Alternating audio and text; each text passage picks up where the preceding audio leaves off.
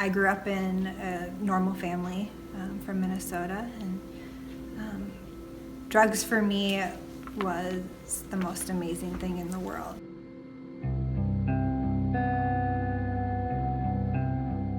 My parents found out and sent me off to inpatient treatment. I went in with the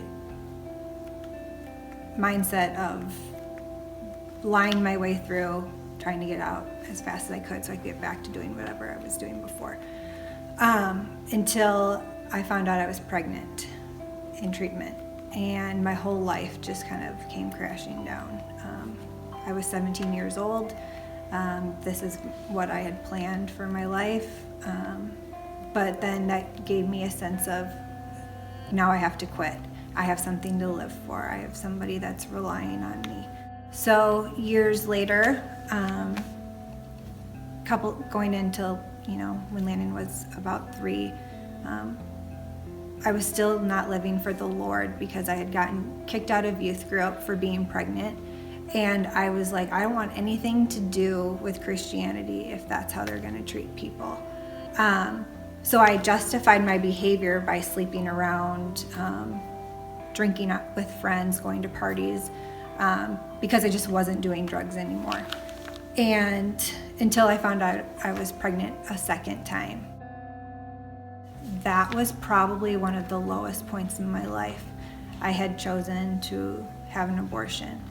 And the guilt and the shame associated with that just brought me into even more of a downward spiral.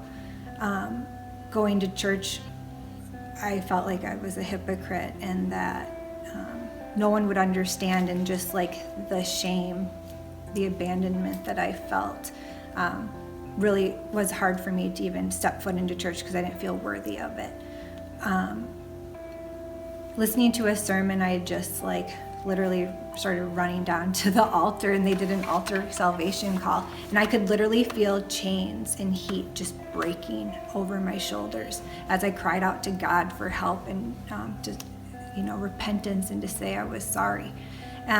In that moment, my life literally radically changed. I was living with a boyfriend. I moved home, started going to church, got involved with my parents' small church. And they just really showed me what true Christianity, true love, the love of Jesus was.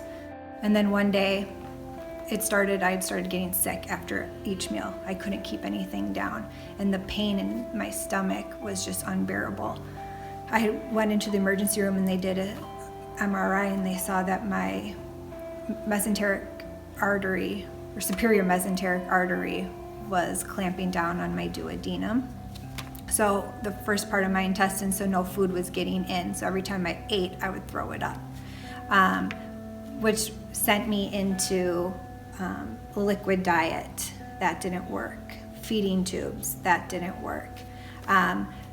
I had gotten a second feeding tube and literally was wasting away, and I couldn't gain weight. My body was rejecting the nutrition. And my parents took me down to Mayo, and they were thinking that I was dying. And I had a week previously met with the doctors and some nurses and did some health directives and stuff on my wishes if I was dying. And I remember laying in the hospital bed at Mayo being like, I'm ready to go. I can't fight this anymore.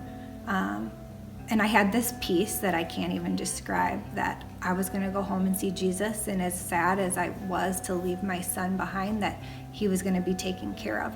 And I just remember crying, and God's like, it's not your time. This is my story, not your story.